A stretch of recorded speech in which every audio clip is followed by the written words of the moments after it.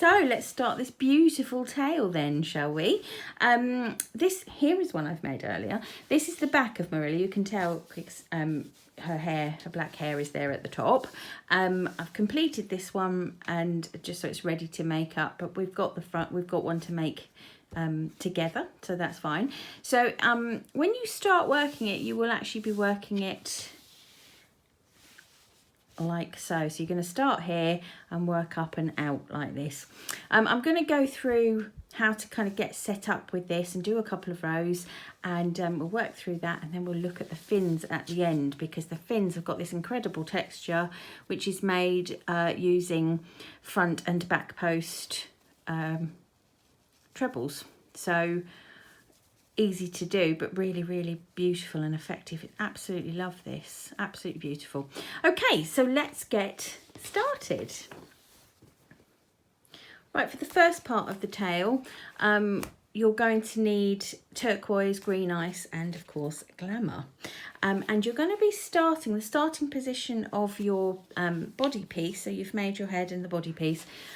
If you turn it thus, you're going to have it in this position. So you've got that short little edge upright to your right, and the slant you're going to be working across there with the tail.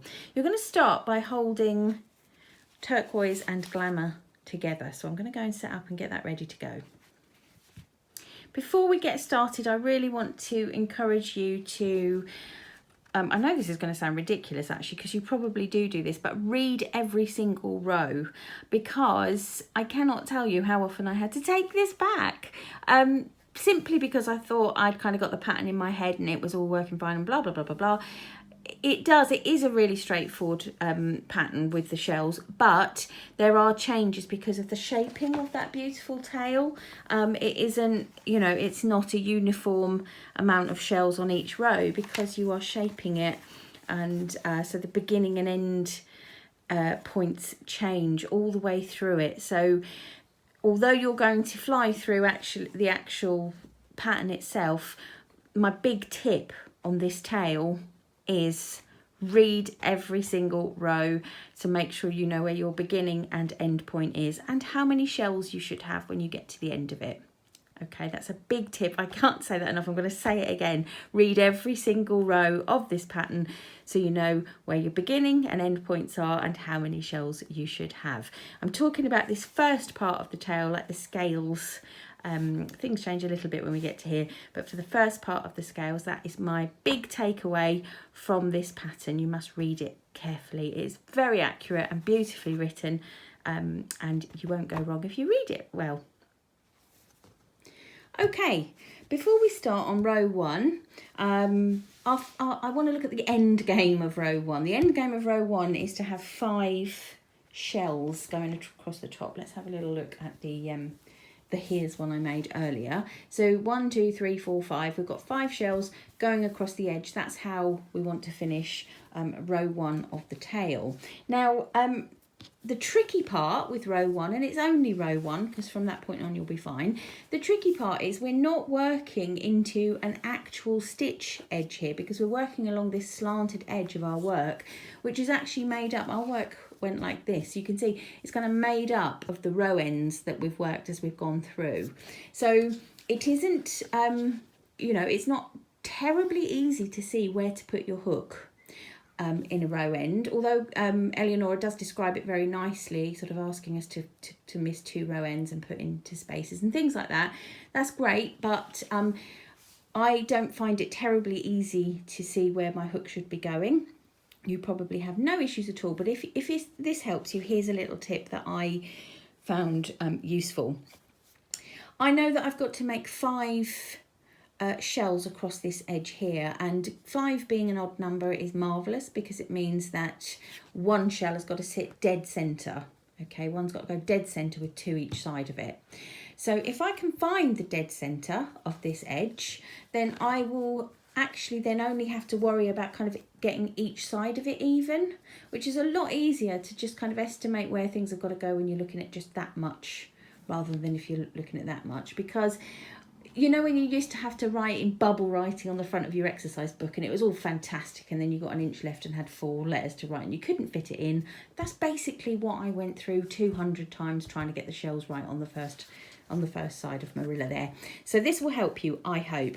So all you got to do, fold your piece of work in half, give it a little pinch there, and you'll be able to see that that is the center point of that piece. And what I'm using here to mark it, I've got the little stitch marker that's come off the edge of the end of the hook. You could use your actual stitch marker if you like, but my actual stitch marker is deployed elsewhere. I'm making an arm, aren't I? So she's busy. Okay, she's indisposed.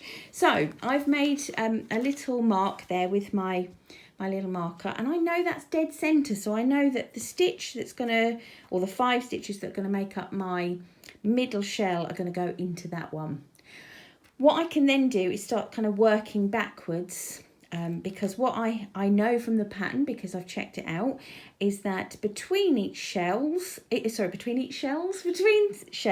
double crochet, and between a shell and double crochet are 2 missed spaces. So, you know, if I can work that out, I can kind of work out where my hook has got to go each time. Okay, that will become a bit more easy as we work through, and it's really only relevant for this first row, because once this first row is in, you're laughing because you've got normal stitches to put your hook into.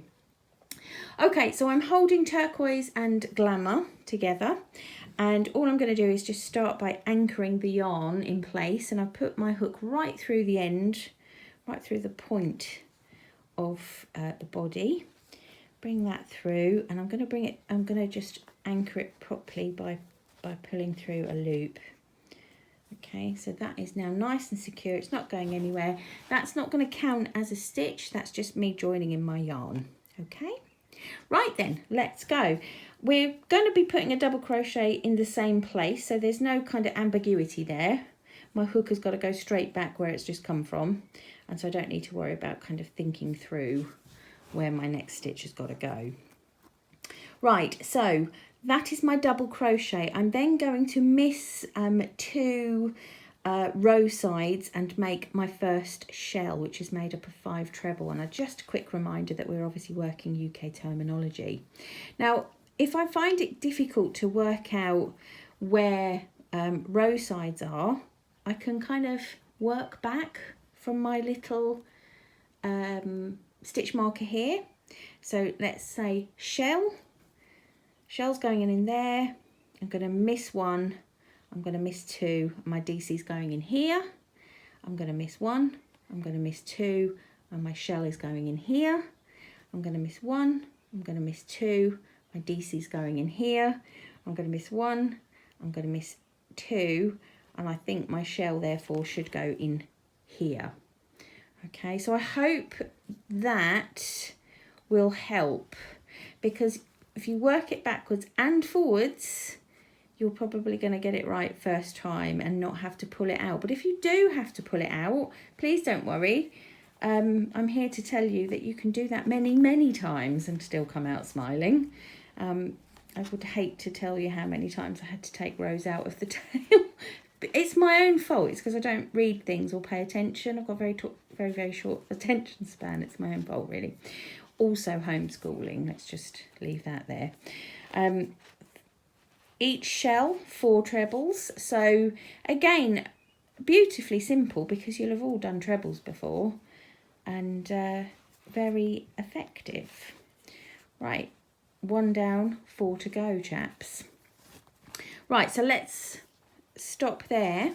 We've got 1 double crochet, we've missed 2 gaps or row ends, we've got 1 shell. We've now got to miss 2 more row ends before we put our next shell in. So I'm just going to work backwards again, just like we did before. So my shell is going to go here, left hand gripping here. Shell, then I'm going to miss 1, I'm going to miss 2, I'm going to put double crochet in there.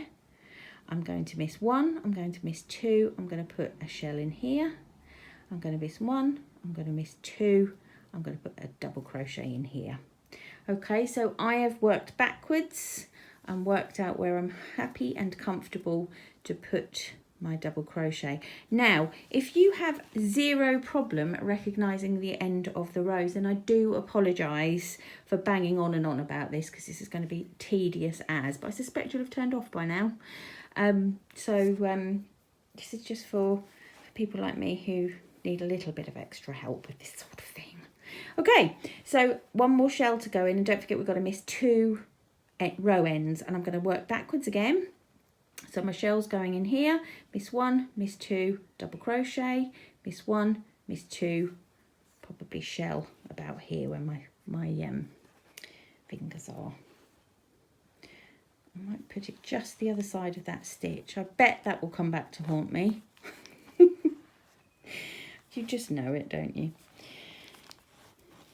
Right, so whilst I'm working this, I just want to have a little... Dropped both yarns, they've both gone. Just want to have a little word with you about Glamour.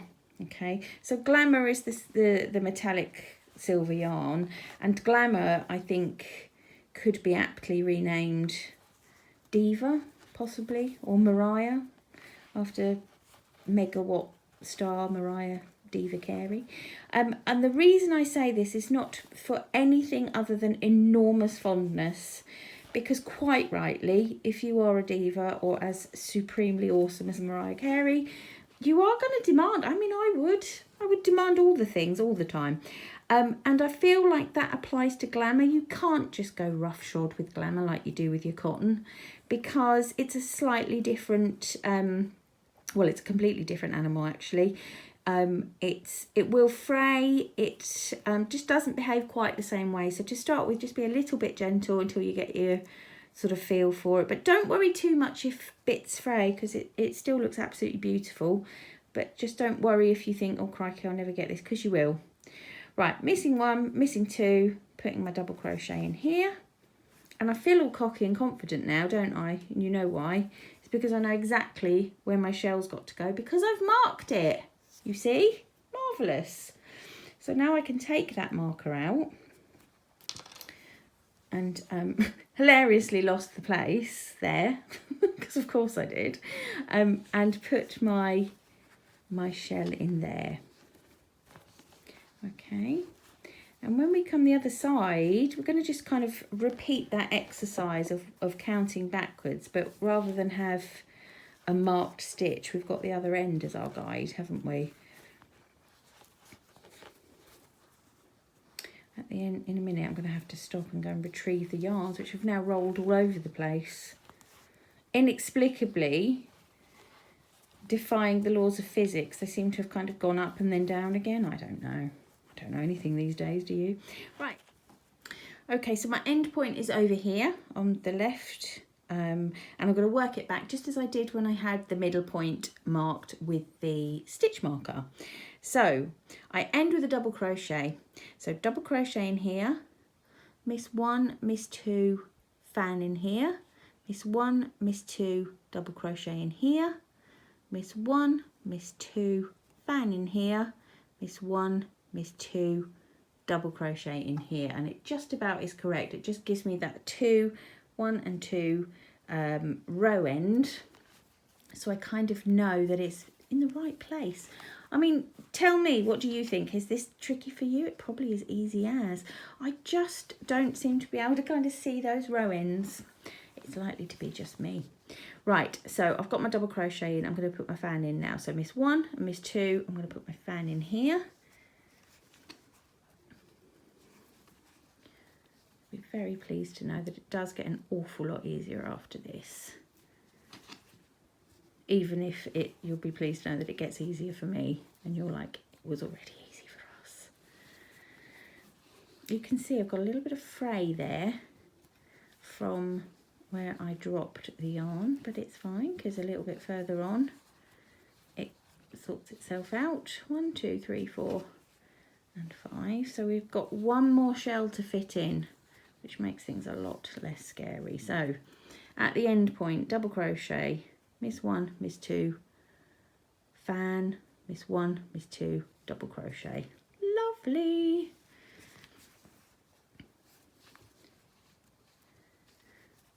there's some very exciting news for you when we get to the end here, but just hold fire, hold fire.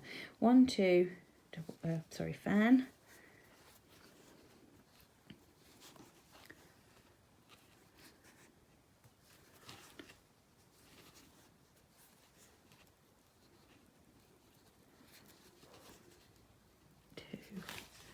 Really struggling with that yarn at the moment. Glamour.